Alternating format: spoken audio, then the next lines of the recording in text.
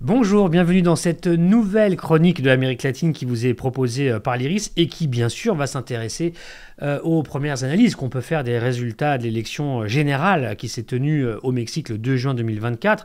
Générale parce qu'elle n'était pas seulement présidentielle. Bien sûr, l'événement, c'est l'élection attendue et confirmée et de belle manière, de Claudia Sheinbaum, première femme présidente du Mexique, troisième femme depuis le début des années 2000 élue en Amérique latine après Cristina Kirchner en Argentine au milieu des années 2000, puis de Dilma Rousseff au Brésil au début des années 2010. Désormais, au milieu des années 2020, une troisième femme dans la deuxième puissance latino-américaine est désormais à la tête de ce pays pour un mandat de 6 ans, donc qui l'emmènera jusqu'à 2030.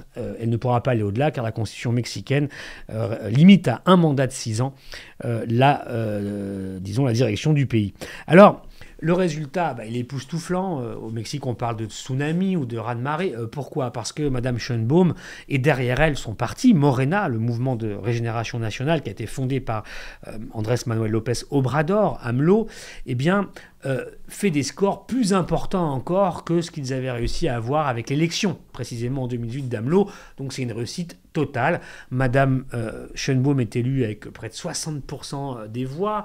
Sa poursuivante, Xochitl Gálvez, qui représente la coalition un peu de tous les anti-Morena, et en particulier c'est la droite mexicaine avec le PAN, le Parti d'Action Nationale, et le PRI, le Parti révolutionnaire institutionnel qui a dirigé le pays pendant tant de décennies au Mexique, et puis le PRD, le Parti de la Révolution démocratique, qui avant était celui de M. López Obrador il y a maintenant assez longtemps. Ces trois partis-là, avec elles, n'ont réussi qu'à capitaliser 26 à 28% des voix au niveau de la présidentielle. Et donc, c'est une victoire nette et renforcée encore par rapport au poids qu'avait le parti avant. Mais quand on regarde la suite, c'est tout à fait saisissant. Pour aller rapidement à l'essentiel, retenons que Morena et Mme Sheinbaum, et donc elle dirigera en ces conditions, disposent de tous les leviers institutionnels et politiques désormais du Mexique, puisque le pouvoir législatif, le Congrès, est remporté haut la main par Morena et ses alliés, le Parti vert et le Parti des travailleurs. Ensemble, ils auront même une majorité qualifiée probablement au Congrès qui leur permettra de mettre en place des réformes constitutionnelles. Ils auront cette majorité qualifiée, donc c'est les pleins pouvoirs au Congrès, Chambre des représentants et Sénat. Et aussi, désormais, cette coalition au pouvoir va diriger 24 des 32 États que compte le pays. Il y en avait 9 en jeu dans cette élection du 2 juin, 9 États. Morena et ses alliés en ont remporté 7. Et d'ailleurs, en chippant un État important que conservait le PAN, le Parti d'Action Nationale, qui est le Yucatan, qui est connu comme État au Mexique, en particulier, ou y compris parce que c'est un État très touristique du Mexique. Et donc, 24 sur 32, 7 sur 9 remportés, et on n'a pas encore la carte précise des villes et des municipalités, mais enfin, c'est une victoire, là aussi, une vague pro-Morena. Donc ça, c'est très important à avoir en tête.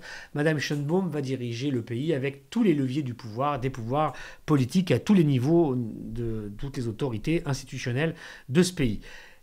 En miroir inversé, l'effondrement, en tout cas la réduction très importante de la droite mexicaine, et puis du PRI en particulier, qui a dirigé, je le disais, pendant des décennies. Aujourd'hui, ces partis sont réduits à portions congrues. Le PRI, par exemple, n'aura probablement que 30 députés et 15 sénateurs. Il ne dirigera plus que 2 États dans le pays. Et le PAN, c'est un peu plus, c'est 15-17% des voix. Enfin, pas beaucoup plus. En tout cas, ils sont désormais vraiment marginalisés, on peut dire, dans la vie politique. Et ça, c'est un fait important qui est un peu inhabituel dans l'Amérique latine du moment, puisqu'on a un gouvernement sortant qui remporte la victoire, mais qui renforce ses positions partout, avec vraiment un appui populaire très large, et qui, en quelque sorte, réduit la droite à un niveau historiquement bas dans un pays latino-américain. Et ça, c'est quelque chose aussi qui doit être souligné par rapport à cette élection. Enfin, cette victoire de Mme Sheinbaum va lui ouvrir un certain nombre de défis, une perspective. Alors quels sont-ils ? Rapidement, Mme Sheinbaum s'inscrit vraiment dans la continuité des politiques lancées par son prédécesseur AMLO. Ça veut dire quoi ? Ça veut dire d'assumer que l'État a un rôle stratège dans l'économie. C'est d'assumer un gouvernement qui convainc par une forme d'éthique au pouvoir, qui ne sombre pas comme par le passé dans la corruption intégrale, etc. Donc il y a une certaine éthique que AMLO a théorisée avec le concept de humanisme mexicain. Il s'agit d'avoir finalement une éthique publique, voilà, de gouverner proprement, etc. Donc ça, c'est quelque chose qui a beaucoup joué dans la victoire. C'est l'assainissement, en fait, de la vie démocratique mexicaine.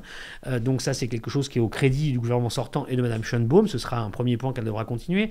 État stratège, je disais, parce que c'est l'idée d'un État qui met en place des politiques sociales dans un certain nombre de domaines, mise en place d'un système de pension de retraite qui n'existait pas et qu'on veut élargir avec Mme Sheinbaum, mise en place d'un système qui va permettre un élargissement de l'accès à la santé, vaccins, couverture médicale, etc., médicaments gratuits ou peu onéreux, encore plus que c'était le cas sous López Obrador. Donc elle promet de faire cela.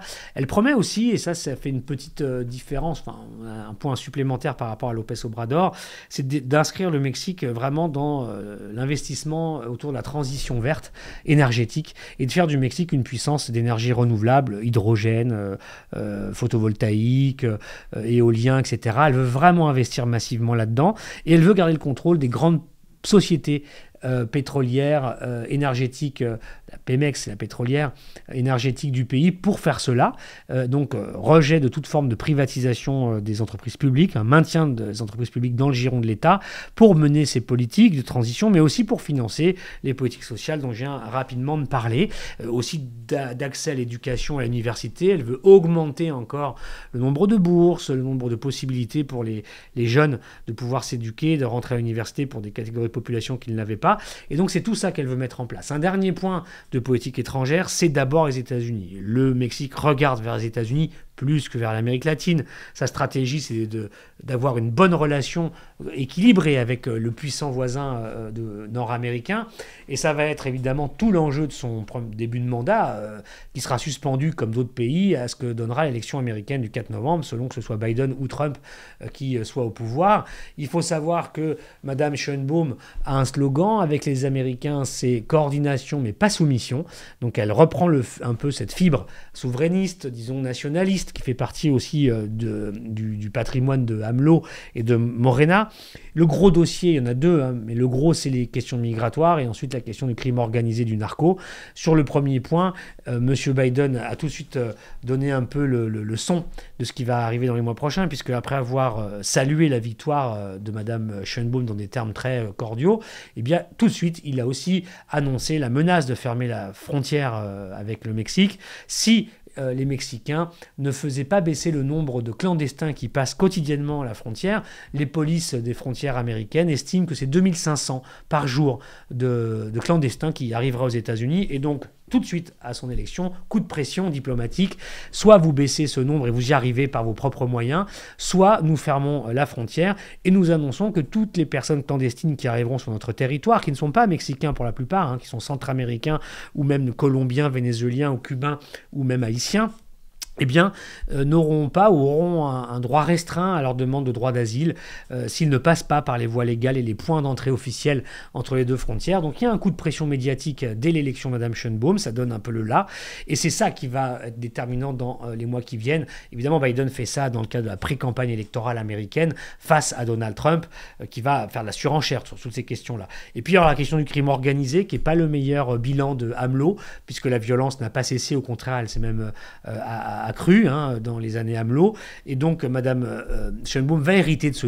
épineux dossier, et sur laquelle d'ailleurs l'attendra aussi son opposition et la droite, même affaiblie, et donc c'est ça qui va déterminer dans les mois à venir la politique et l'impulsion du gouvernement de Mme Sheinbaum, qui prendra les rênes du pays le 1er octobre, ça se terminera le 1er octobre 2024, mais d'ores et déjà AMLO a annoncé qu'elle serait associée à toutes les décisions qu'il va prendre dans le cadre d'une transition vers ce 1er octobre 2024. Donc vous l'avez compris, on découvrira le potentiel et les intentions et le style réel de la nouvelle présidente mexicaine qui détient tous les leviers du pouvoir politique.